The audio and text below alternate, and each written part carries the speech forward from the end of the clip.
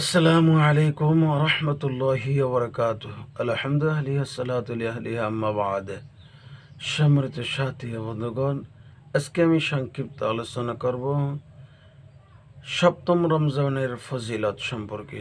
সপ্তম রমজানের ফজিলত সম্পর্কে আজ থেকে 1400 বছর আগে আখিরে জামানার পয়গম্বর দোজানের বাদশাহ নবী মুহাম্মদ রাসূলুল্লাহ সাল্লাল্লাহু আলাইহি ওয়াসাল্লাম কি বলিয়ে গেছেন সেগুলো আমি আলোচনা করব। রাসূল নবী সাল্লাল্লাহু আলাইহি ওয়াসাল্লাম বলেছেন, সপ্তম রমজান কেউ যদি রাখে তার আমল নামায় ওই পরিমাণ নেকি জমা হয়। হযরত মূসা আলাইহিস সালাতু ওয়াসসালাম ফিরআউনের বিরুদ্ধে